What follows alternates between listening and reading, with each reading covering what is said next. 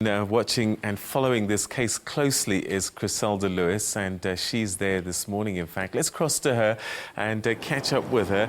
Chriselda, thanks for joining us. And I'm wondering, was it surprising that Defence Counsel Barry Roux chose to spend so little time in re-examining Oscar Pistorius yesterday?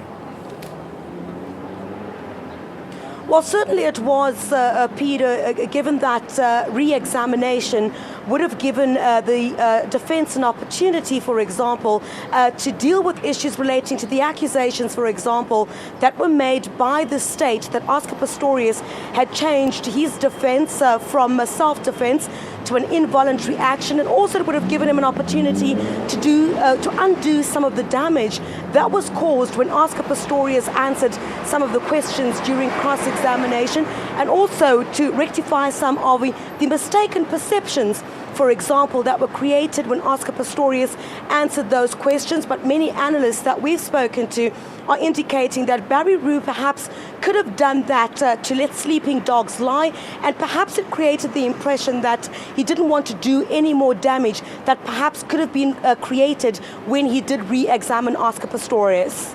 Chriselda, do we have any idea or any indication what the defence's strategy is moving forward following the introduction of forensic expert Roger Dixon yesterday? Well, Peter, with the introduction of the forensic geologist Roger Dixon, it certainly looks like the defence is trying to discredit some of the testimony of the state witnesses. You would recall in that clip that you just played, a lot was mentioned about Dr. Stipp's evidence.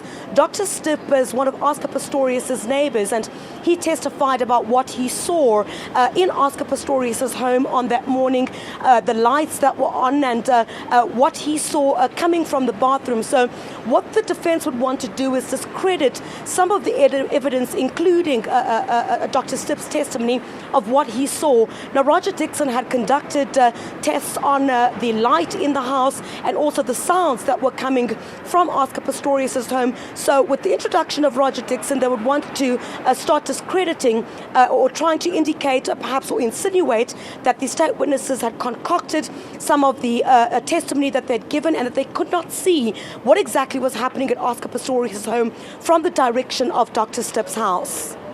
Perhaps finally, Chriselda, if you can tell us a little bit more about the state's request for a 2-week postponement to this trial?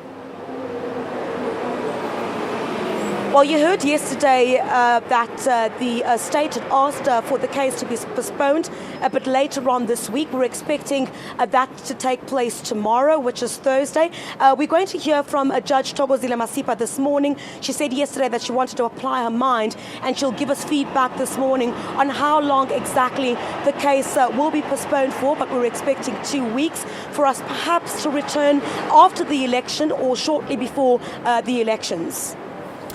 All right, Chriselda, that's where we'll leave it. Thank you very much indeed. That's our reporter, Chriselda Lewis, who's in Pretoria today covering that story, and I'm sure we'll be hearing from her during the course of the day.